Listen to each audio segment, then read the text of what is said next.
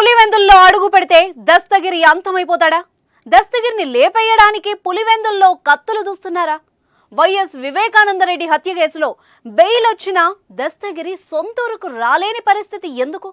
YCP నాయకులతో పాటు పోలీసులు కూడా దస్తగిరికి శత్రువులుగా మారారా? దస్తగిరి భార్య భయం వెనక కారణాలేంటి? గజం కేవలం 23,000 రూపాయలతో 165 గజాల భూమి కేవలం 38 లక్షలు మాత్రమే. తెలుగు రాష్ట్రాల్లో ప్రకంపనలు సృష్టించిన హత్య కేసు వివేకానందరెడ్డిది.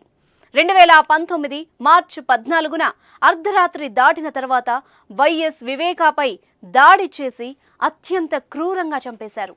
ఈ మర్డర్ మిస్టరీ ఇప్పటికే ఎన్నో మలుపులు తిరుగుతోంది. వైఎస్ వివేక హత్య కేసులో ఎంపీ వైఎస్ అవినాష్ రెడ్డి, ఆయన తండ్రి వైఎస్ భాస్కర్ రెడ్డిలు ఆరోపణలు ఎదుర్కొంటున్నారు. కోర్టులో ఈ కేసు విచారణ కొనసాగుతోంది. తాజాగా మరో కీలక పరిణామం చోటు చేసుకుంది. వివేక హత్య కేసులో నిందితుడుగా ఉండి ఆపై అప్రూవర్గా మారిన షేక్ దస్తగిరికి తాజాగా బెయిల్ మంజూరు చేసింది ఏపీ హైకోర్టు.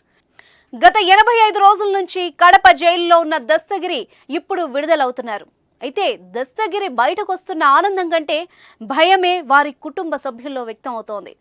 పులివెందులకు వస్తే తన భర్తను చంపేస్తారని దస్తగిరి భార్య షెబానా ఆవేదన వ్యక్తం చేస్తున్నారు. బెయిల్ వచ్చినా ఇంటికి రావాలంటే వణికిపోతున్నారని వాపోతున్నారు.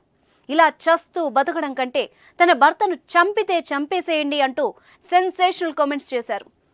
5 కోట్లు ఇస్తామంటూ ఆశ చూపించి తన భర్తను బలిపశువును చేశారని, వైసీపీకి చెందిన ప్రతి ఒక్కరూ దస్తగిరికి శత్రువులై కూర్చున్నారని ఆమె చెప్పడం సంచలనం సృష్టిస్తోంది.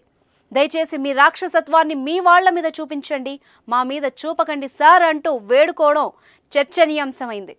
వైసీపీ నాయకులతో పాటు పోలీసులు కూడా తమను శత్రువులుగా చూస్తున్నారని, ఏపీ పోలీసులపై తమకు నమ్మకం లేదు అని పేర్కొంది. తెలంగాణ పోలీసులతో భద్రత కల్పించాలని ఆమె కోరడం ఇప్పుడు ఉత్కంఠ రేపుతోంది. దస్తగిరి భద్రతపై ఆయన కుటుంబ సభ్యులు గతం నుంచే ఆందోళన చెందుతున్నారు. పరిటాల రవి హత్య కేసులో నిందితుడు మొద్దుసీనును జైల్లోనే హతమార్చినట్టు దస్తగిరిని కూడా చంపేస్తారని ఆయన భార్య అనుమానాలు వ్యక్తం చేసింది. ఎంపీ అవినాష్ రెడ్డి పగ పెంచుకున్నారని ఆమె ఆరోపణలు చేస్తూ వస్తున్నారు. మళ్లీ దస్తగిరికి ప్రాణహాని ఉందని చెప్పడం కొత్త అనుమానాలు వ్యక్తం అవుతున్నాయి. దస్తగిరి కూడా అవినాష్ రెడ్డి, జగన్మోహన్ రెడ్డిలతో తనకు ప్రాణహాని ఉందని పలుమార్లు ఆరోపించాడు.